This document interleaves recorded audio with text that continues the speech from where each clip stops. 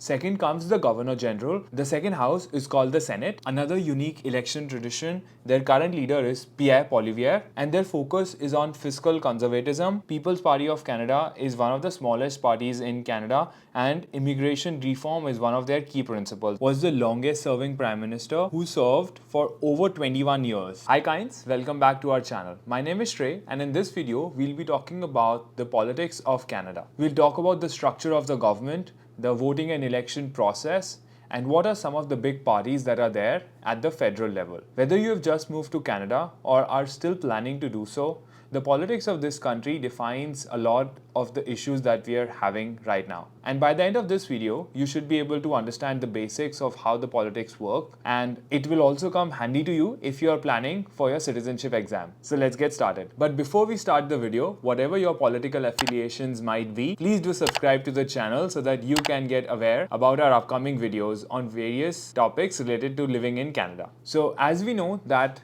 elections are due in Canada in 2025, and a lot of the things happening in Canada at the moment are linked to the timing of the election. So first, let's try to understand the structure of the Canadian government. Canada is a parliamentary democracy and a constitutional monarchy. So let's try to break it down. King Charles III is the ceremonial monarch of Canada, and second comes the Governor General, who is appointed by the monarch on the advice of the Prime Minister. The Governor General represents the monarch, which is King Charles III in Canada, and performs largely ceremonial duties. Mary Simon is the current Governor General of Canada, and you can think of her being similar to the role of a president in India. The third aspect of the structure is the parliament, and this is where the real action begins. There are two houses in the parliament. The first is called House of the Commons, which is where MPs or Ministers of Parliament is elected directly by the people through elections. Whichever party has the most number of MPs beyond the majority forms the government,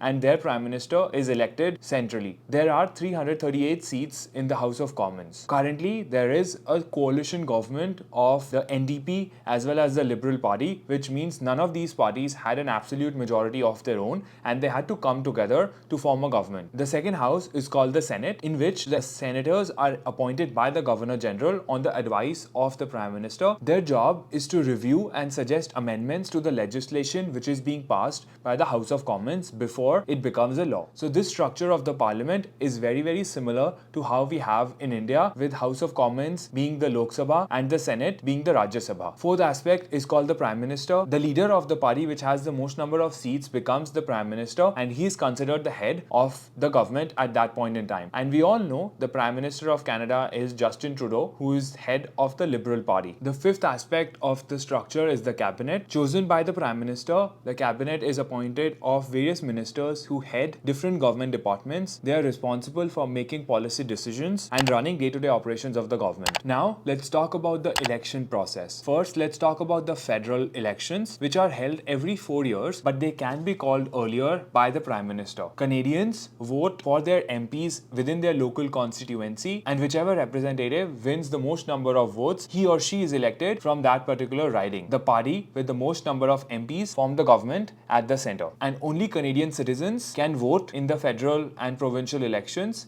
PRs or work permit holders do not have this right. Provincial and territorial elections. Each of the provinces and territories in Canada have their own elections, and that is to elect the local government. There are different parties operating at the provincial level, and they have their own candidates, and a similar process as the federal elections also happens at the provincial and the territorial level. Municipal elections. These are held to elect mayors of the city, and the mayor runs the municipality, which handles the local and day-to-day issues of the respective city, such as roads and public services. Sometimes the municipal elections can also tell the tale of how the people are going to vote in the upcoming major election. Recently, there was a municipal election in Toronto where one of the constituencies, which had been liberal for a very long time, voted for the Conservative Party, and that dealt a big blow to the confidence of the Liberal MPs because they had lost a very prominent seat. So municipal elections also play a big role to kind of understand how the different voters are thinking and how they might vote in the next upcoming election. Now let's talk about the various political parties in Canada and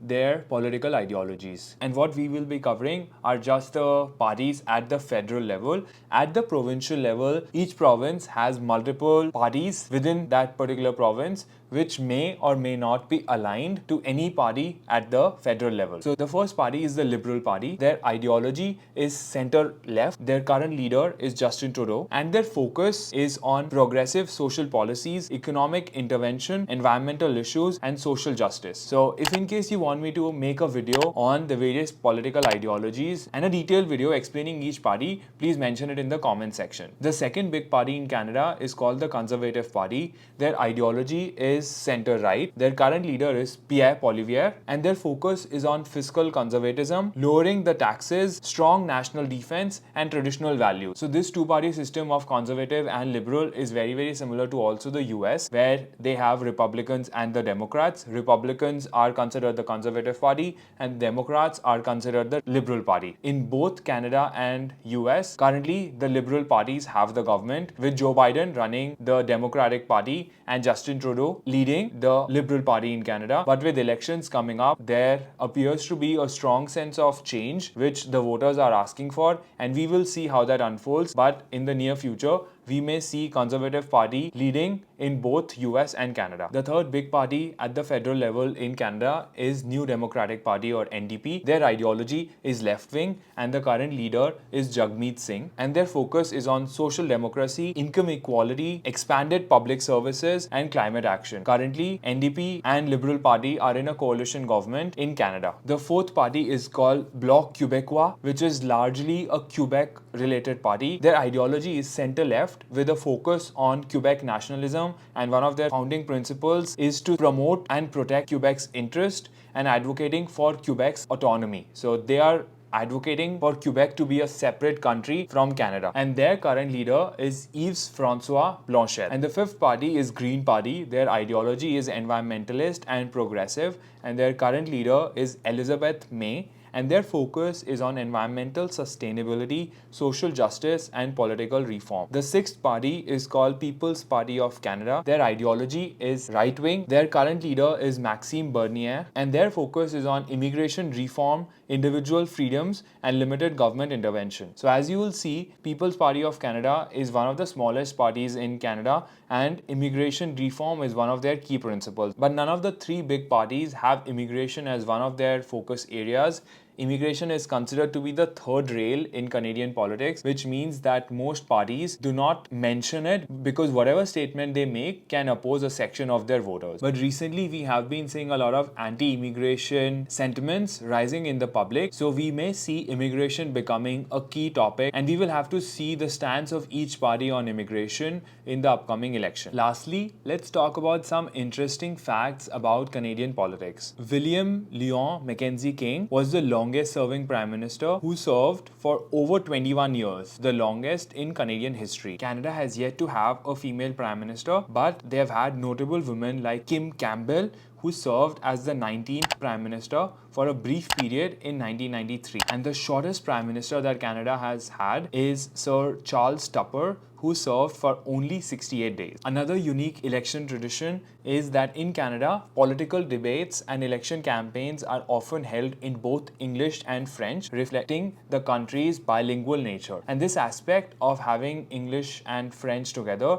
is also seen on Canada's Charter of Rights and most official government documents. So that was the end of the video. If in case you thought I missed out on any particular point, please do mention it in the comments. And this video is only meant to help as a general guide to understand the Canadian politics. I am not an expert on this topic myself, but I think as new Canadians, it's important for us to understand the politics and policies of the country where we intend to spend our life in. I hope that you found this video insightful. If you did, don't forget to hit that like button and spread it among your friends and family. Subscribe for more such information content, and let us know if you have any questions or suggestions in the comment box below. Thanks for watching, and see you the next time.